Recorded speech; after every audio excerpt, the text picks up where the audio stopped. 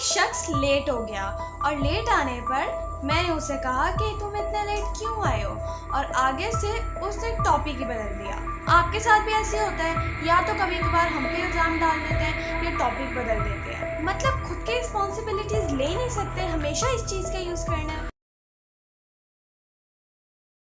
अस्सलाम वालेकुम, I am Nabika Batool. I am a Muslim inspirational speaker, trainer, coach and entrepreneur. आज मैं आप लोगों के साथ एक और मैनिपुलेशन टेक्निक शेयर करने जा रही हूँ जो कि बहुत से लोग यूज़ करते हैं इवन डेली लाइफ के अंदर।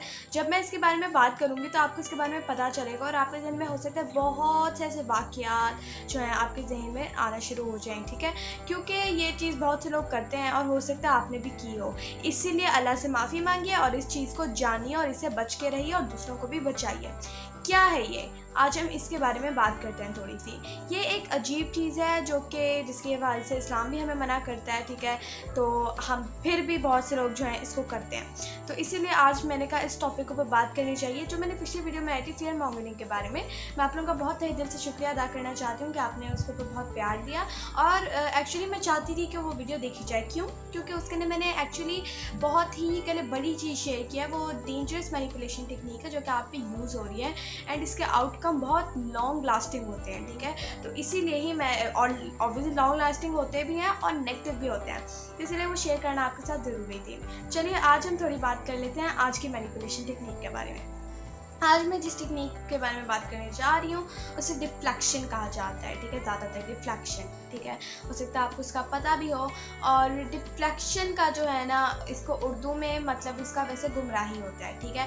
तो इसके हवाले से आज हम बात करने जा रहे हैं। ये बहुत से मैनिपुलेटर्स और बहुत से लोग जो है इसे इस्तेमाल करते हैं, जो कि इस्तेमाल करना बिल्कुल सही नहीं और बिल्कुल अच्छी बात भी नहीं है। सो इसके अंदर क्या होता है, इसके अंदर क्या करते हैं लोग कि अपना इल्ज़ाम, अपनी रॉन्ग डूइंग्स या अपने जो गलत काम किए हैं वो दूसरों के ऊपर डाल देना, या फिर आप कह लें कि उसकी रिस्पॉन्सिबिलिटी ना लेना, ठीक है। तो इसके हवाले से बहुत से लोग करते हैं। अब शायद इतना सा सुनने में आपको लगे कि ओके यार ये लोग करते हैं, ये ओके नहीं है। और आगे मैं आप लोगों के साथ चंद पॉइंट्स शेयर करने जा रही हूँ कि कैसे करते हैं, कौन से टैक्टिक्स इस्तेमाल करते हैं और कैसे रिस्पॉन्ड करना चाहिए। जब आप ये सुनेंगे तब आपके होश उड़ेंगे। जी हाँ, मैं मजाक नहीं करी। पहले मुझे भी ऐसे लगता था कि ओके ये तो नॉर्मल थिंग है, होता है, लेकिन ये जो है इसे ख़त्म करना है, ठीक है, क्योंकि इसके कॉन्सिक्वेंसेस भी बुरे हैं और ये बहुत ही कह लें लॉस के अंदर लेकर जा सकती है। और ये क्यों बुरा है और कैसे बुरा है हम इसको आज डिस्कस करेंगे। तो चलिए मैं आप लोगों के साथ शेयर करती हूँ कि आखिर ये कैसे किया जाता है। चंद कॉमन टैक्टिक्स आपके साथ शेयर करती हूँ जिसके अंदर लोग ये करते हैं। चलिए हम एक सिनेरियो बनाते हैं, ठीक है। एक शख्स है, ठीक है, वो जो है ऑफिस लेट आया और आज मीटिंग थी पूरी ग्रुप की, ठीक है। तो वो ऑफिस जो है लेट आया।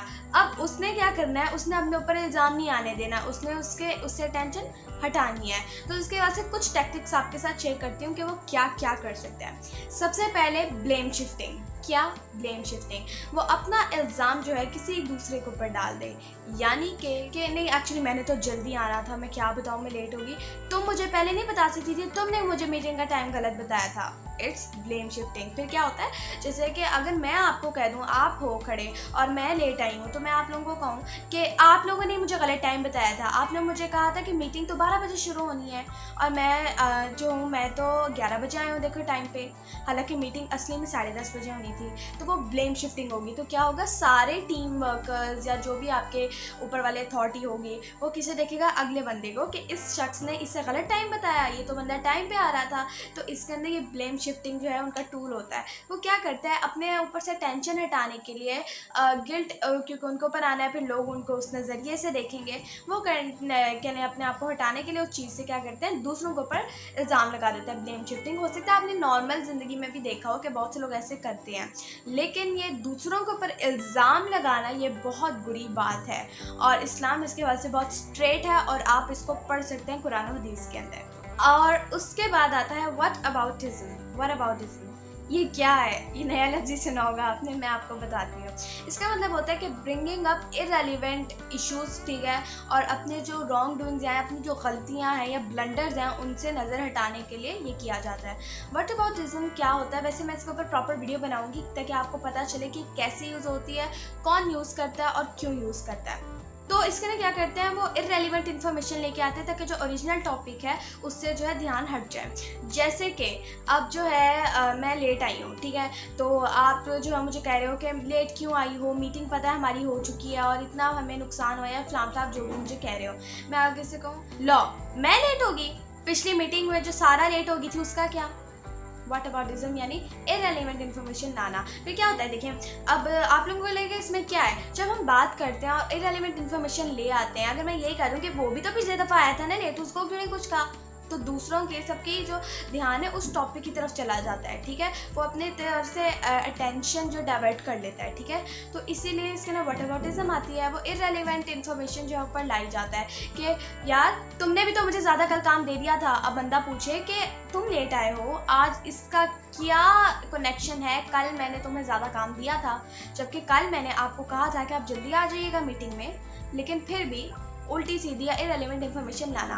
अब जैसे कि आप मुझे कह रहे हो कि इतनी लेट क्यों आई, मैं कहूँ हाँ मैं लेट हो गई थी, लेकिन कल जो है कल वो जो सारा है ना उसने अपना काम प्रॉपर ख़त्म नहीं किया था, हैं, वो जो कल साथ वाला शख्स है ना उसने सही से काम नहीं किया था, मैंने उसे देख लिया था, वो चीटिंग कर रहा था। मतलब बंदा कहे कि मैं तुमसे बात कर रही हूँ, तुम लेट क्यों आए, क्या प्रॉब्लम थी, जब कहा था कि जल्दी आ जाओ, तो वो क्या करते हैं, ब्लेम शिफ्टिंग तो एक होगी और दूसरा व्हाट अबाउटिज्म, इररेलेवेंट इन्फॉर्मेशन लेके आते हैं बार बार ताकि जो है ओरिजिनल टॉपिक से, ठीक है, उससे अटेंशन डाइवर्ट हो जाए, ठीक है।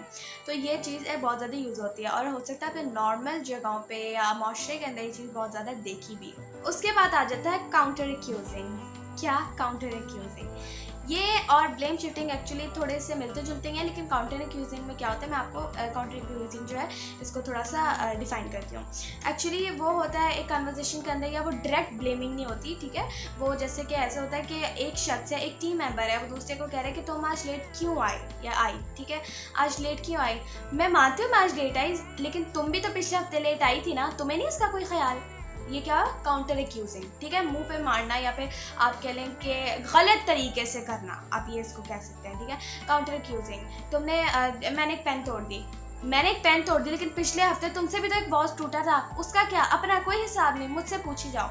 It's counter accusing. Blame shifting होता है कि तुमने मुझे मीटिंग का टाइम ही सही बताया, तुमने ये चीज़ वहाँ नहीं रखी, तुमने ऐसा किया, तुमने वैसा किया। काउंटर एक्यूजिंग क्या होता है कि हाँ बड़ा मुझ पर बोल लिया, पिछले हफ्ते ये भी तो किया था, कल ये किया था, अपनी चीज़ें भूल जाओ। It's counter accusing.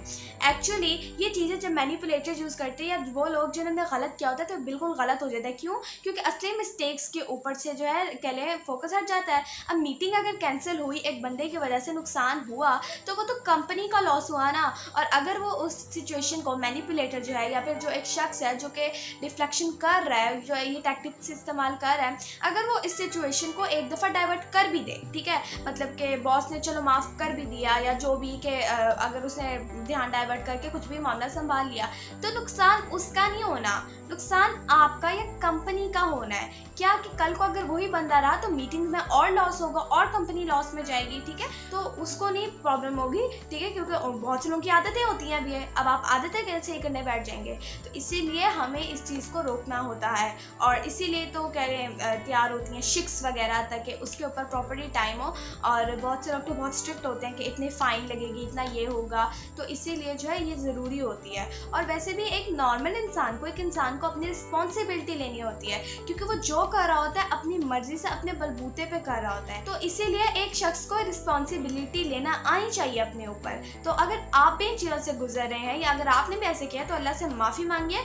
और अपनी जो रिस्पॉन्सिबिलिटीज़ हैं उनके खुद जिम्मेदार बने। देन एक होता है changing the subject he change कर देना। जैसे कि अगर आप मुझसे पूछें कि आज लेट क्यों आई, आज मीटिंग होनी थी और आप वो अहम डॉक्यूमेंट्स लाई नहीं, हाँ आज मैं लेट होगी, अच्छा नई मूवी देखी है वो जो अभी थिएटर में रिलीज़ हुई है, क्या मूवी है? बंदा कहे कि मैं तुमसे बात कर रही हूँ कि लेट क्यों आई, तुमने सब्जेक्ट ही बदल दिया। अच्छा तुम लेट क्यों आई आज? वो एक्चुअली ना मैं लेट होगी, लेकिन तुमने देखा है कि ग्रीन कितना प्यारा कलर है, और मैं तो कल बैठ के रिसर्च करी थी कि पाकिस्तान का फ्लैग का कलर ग्रीन क्यों है। बंदा कहे कि क्या कर रही हो, मैं कुछ और पूछ रही हूँ, जिससे क्या जाता है कि सवाल गंदम जवाब चना। तो ये जो है एक्चुअली चेंजिंग द सब्जेक्ट, ये भी बहुत से लोग इसको यूज़ करते हैं। एंड आफ्टर दैट एक होता है मिनिमाइजिंग द इशू को ख़त्म करना। यानी कि अगर एक गलती कर दिया उसने और वो बड़ी है, ठीक है, उसको मिनिमाइज़ कर देना, छोटा सा दिखा देना, ठीक है, कि चलो यार कुछ नहीं होता, ठीक है, ऐसे वैसे, ठीक है, तो उसको ऐसे कर देना। जैसे कि अगर आप मुझे कहें कि तुम लेट क्यों हो गई, तो मैं आगे कहूँ कि यार अच्छा चलो छोड़ो ना, ये क्या बात हुई, मैं थोड़ा सा ही तो लेट हुई, एक दिन से हो जाने से क्या हो जाएगा, ऐसे मतलब एक्सक्यूजेस बना के ऑब्वियसली इशू को बहुत ही छोटा बना के पेश कर देना, जिससे लोगों को लगे कि हाँ यार ये कोई इतनी बड़ी बात तो नहीं है। तो एक मिनिमाइजिंग द इशू, ये मैंने आपको कुछ चंद जो है के लिए टैक्टिक्स शेयर किए हैं जो कि बहुत से लोग इस्तेमाल करते हैं इन सिचुएशंस के अंदर, और जिससे आपको अवेयर होना चाहिए। अब इतने ज़्यादा मतलब कि उनके पास एक्सक्यूजेज होते हैं या टेक्निक्स होती हैं, टैक्टिक्स होती हैं डिफ्लेक्शन के अंदर, तो क्या किया जाए एक नॉर्मल इंसान, अगर वो मुझसे ज़बान लड़ाई जा रहा है तो मैं क्या करूं, मुझे कैसे रिस्पॉन्ड करना चाहिए उस शख्स को, वो तो मेरी बात ही नहीं सुन रहा। तो ये आपको पता चलेगा इंशाल्लाह ताला अगली वीडियो में, और अगली वीडियो आप लोगों के लिए बहुत ज़रूरी है, ना सिर्फ आपके लिए, आपके बच्चों के लिए, आपकी फैमिली के लिए, आपके फ्रेंड्स के लिए, बिकॉज डिफ्लेक्शन एक डेंजरस मैनिपुलेशन टेक्निक है जो कि कल को, अल्लाह ना करे, कल को आपको मुश्किल में डाल सकती है। तो इसीलिए उसको टाइम के ऊपर रिस्पॉन्ड करना आना चाहिए, और कैसे रिस्पॉन्ड करना है वो भी आना चाहिए। अगर आपने गलत तरीके से रिस्पॉन्ड किया तो वो भी जो है बैकफायर हो सकता है। तो इसीलिए हम इंशाल्लाह ताला जो कल वीडियो आएगी, जो इंशाल्लाह ताला नेक्स्ट वीडियो आएगी, उसके अंदर हम ये बात करेंगे कि इसको रिस्पॉन्ड कैसे करें। Thank you for watching my video. आज ही हमारे क्लब को ज्वाइन करिए, लाइक करें, शेयर करें, चैनल को सब्सक्राइब करें, बेल आइकन को दबाना मत भूलिएगा। Stay tuned for next video. जज़ाकल्लाह, अल्लाह हाफ़िज़।